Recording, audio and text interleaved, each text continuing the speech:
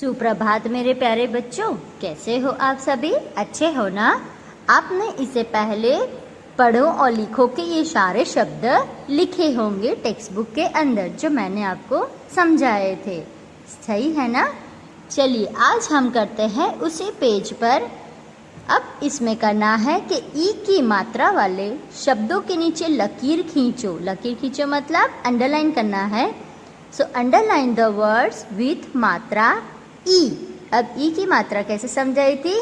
डंडी कहाँ पर होती है? पीछे। तो जहाँ वो शब्द दिखे उसके नीचे हमें अंडरलाइन करनी है। चलिए तो पढ़ते हैं। उससे पहले आज की दिनांक लगा देते हैं। आज हो गई है 24/9/2020।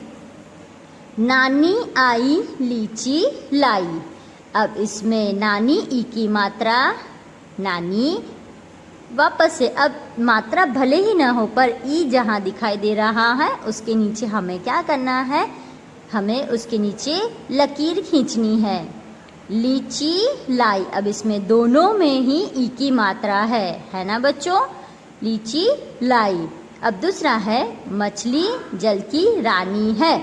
मछली, तो जहाँ ई की मात्रा मछली, जल मतलब पानी, और की मतलब छोटी ई की बड़ी ई की मात्रा रानी है। ठीक है बच्चों, इन वाक्यों को आप आज हिंदी की नोटबुक में लिखेंगे। वह मैं आपको बता रही हूँ कैसे लिखना है। चलिए बच्चों, जैसे कि मैंने समझाया, आज आपको इन्हीं वाक्यों को नोटबुक के अंदर लिखना है और वो भी 5 बार। आज की डेट नोटबुक के अंदर लगाइएगा, दिनांक के साथ लिखिएगा। और कैसे लिखना है ये आपकी 2 लाइन की नोटबुक है। जैसे छोटी ई की मात्रा में आपको समझाया था वैसे ही लिखना है। नानी आई लीची लाई। अब यहाँ पे छोटी वाली लाइन आप छोड़ देंगे, बड़ी लाइन में लिखेंगे। अच्छे अक्षरों में आपको बोलकर लिखना है और शब्दों के बीच में अच्छी सी जगह भी छोड़नी है। इस तरह से आप 5 बार एक वाक्य को लिखेंगे। दूसरा भी वाक्य है मछली जल की रानी है। इसमें बड़ी लाइन में लिखा हुआ है, छोटी लाइन को आप छोड़ देंगे और फिर लिखेंगे छोटी लाइन छोड़कर बड़ी लाइन में 5 टाइम। कितनी बार? 5 टाइम। मछली जल की रानी है।